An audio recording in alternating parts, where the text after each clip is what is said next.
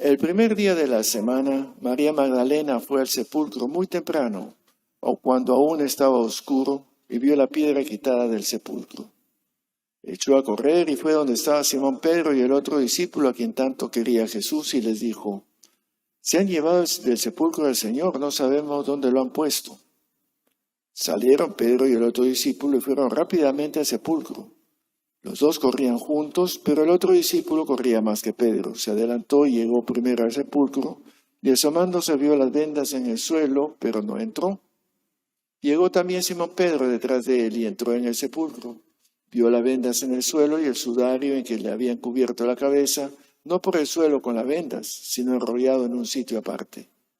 Entonces entró también el otro discípulo, el que había llegado primero al sepulcro. Vio y creyó, pues hasta entonces no habían entendido la Escritura. Es palabra del Señor. Dios mío, ¿por qué me has abandonado?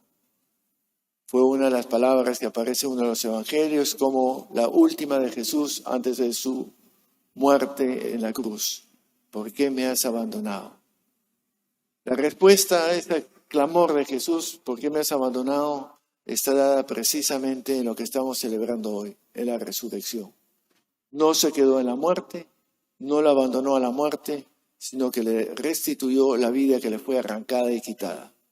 Estamos celebrando, porque se celebra, el triunfo de la vida sobre la muerte en todo el sentido de la palabra, lato y amplio de lo que es vida, amor, paz, felicidad, eternidad, lo que tú quieras, y muerte como odio, destrucción, conflicto, etcétera, etcétera. El triunfo de la vida sobre la muerte. Depende de qué lado nos inclinemos nosotros, en general, si del uno o del otro.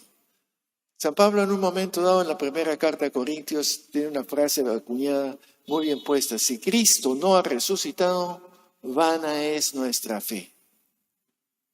¿A qué se refería? Cuando hablamos de resurrección, ¿de qué hablamos? Tendremos varios domingos en que distintos textos nos van a ayudar a ir elaborando y comprendiendo este asunto. Ciertamente distingamos que no se trata de una resucitación, sino de una resurrección. Resucitación al estilo de Lázaro: se levanta el cadáver, algún día volverá a morir y se acabó el asunto. Resucitación es distinto de la resurrección, es un volver a la vida, pero ya no es en esta vida material. ¿Qué pasó con el cuerpo de Jesús? No sabemos, no es tema. El tema es Jesús que vivió, Jesús que compartió, invitó a vivir la vida de una manera tal que esa manera de vivir la vida continúa, no termina con la muerte física, sino que, como lo dice en otro texto, y hay tantísimos en el Nuevo Testamento, que con la muerte la vida no termina para los que creemos, se transforma. Esta es una manera de vivir que todos conocemos. En algún momento se acabará. No volveremos a la materialidad, a las limitaciones que todo esto supone. Es otro modo que se nos escapa porque no tenemos experiencia y no podemos tenerla, puesto que vendría de una dimensión que ya no es de los sentidos, de lo físico, de lo medible, sino que es ya en la dimensión de eso que experimentamos como con sabor de vida. Cuando uno ama a alguien, esto tiene sabor a vida. Y cuando uno odia, tiene sabor a muerte. Hasta en la cara lo ves. El triunfo de la vida sobre la muerte. Jesús proponía un camino de vida y ese camino quedó trunco. La pregunta ¿es que ese es el camino? ¿Cuál es el camino a la vida? ¿Cuál es el camino que tiene que ver con Dios? Si Cristo no ha resucitado, vana es nuestra fe. Pero si resucitó, la resurrección viene a ser el aval, la ratificación de que el camino, la propuesta de Jesús, ese es el camino de Dios, del Dios de la vida. Permítanme poner en términos sencillos. En el juicio de Jesús estaban en juego dos posturas, ambas en nombre de Dios, ambas seguros de que estaban en lo correcto, como muchos aún hoy día. La religión tradicional, el Sanedrín, el sumo sacerdote, que lo condenan a Jesús en nombre de Dios, ha blasfemado, se ha metido con el templo. Jesús, por otro lado, también en nombre de Dios, plantea, no es importante la religión como es importante las personas. Es importante el darse, el entregarse. No es cumplir leyes y mandatos, es amar, que es otra cosa distinta. Me involucro con el prójimo, no con leyes, con mandatos, con normas, con principios, con devociones o con doctrinas. Me involucra con la persona, nos involucra a nosotros. Por eso Pablo podía decir que los cristianos constituimos un cuerpo, el cuerpo de Cristo. Por supuesto, una manera de hablar, pero el cuerpo de Cristo es ese conjunto de todos aquellos que vivimos la vida que vivía Jesús. O como dirá también más adelante en otro pasaje, en el Evangelio de Mateo, donde 2 o 3 están reunidos en mi nombre, ahí yo sigo presente. O el Evangelio de Mateo que terminará, yo estaré con ustedes hasta el final de los tiempos. Obviamente no de una manera física, aquí en Espinar 470, no es un lugar donde puedo ir a visitar y tomar un café, es obvio. ¿De qué manera se puede hablar de vida? Es en el fondo lo que ansiamos y deseamos. Por eso, si resucitó, todo esto tiene sentido. ¿Qué es lo que tiene sentido? Que el camino de Dios es el camino que pasa por amar. Así de simple. Pero amar me involucra a mí. Y amar es salir de mí, olvidarme de mi carcasa y volcarme hacia las otras personas con quienes la comparto, en mi casa, en la calle, en el trabajo, donde sea que me muevo, en el mundo humano. Lo de Jesús era una propuesta de ver la vida en clave de vida, no en clave de ideas, en clave de doctrinas. Y en nombre de doctrinas, de ideas y de ideologías, incluso ideologías cristianas que lo utilizan los políticos y tantos otros, como ahorita las guerras que estamos oyendo y viendo, en nombre de Dios. ¿De qué Dios hablamos? No es el Dios de Jesús, es el Dios que se han inventado, hecho una idea de Él.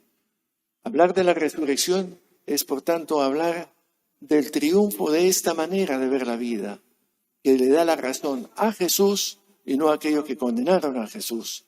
Y eso significa que este Jesús sigue vivo. No es simplemente memoria, no es simplemente recuerdo, sino que es lo que Jesús representa. Qué difícil compartirlo.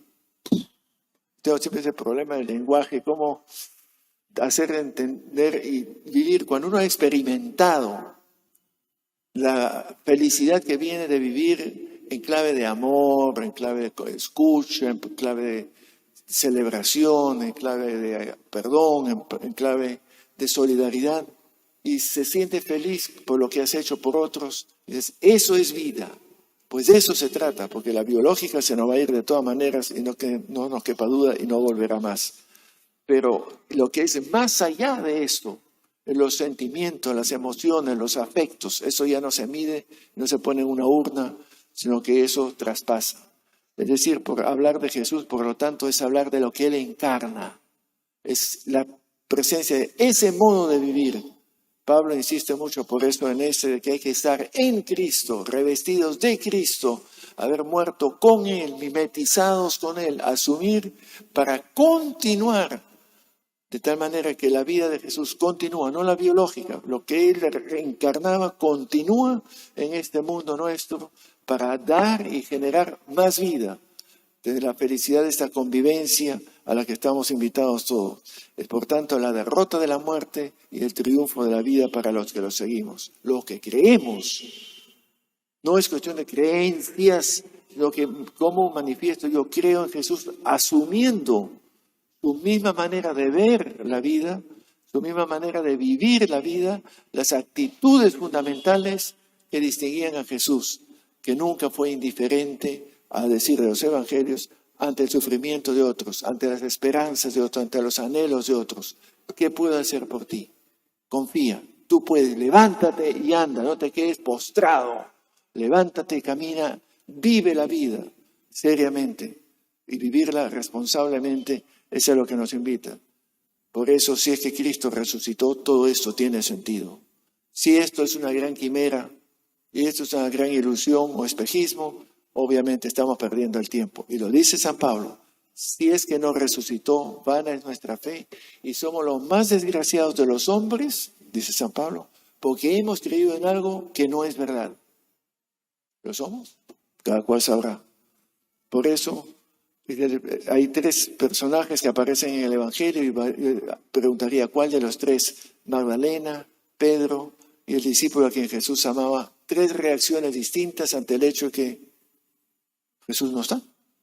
No busquen entre los muertos al que está vivo.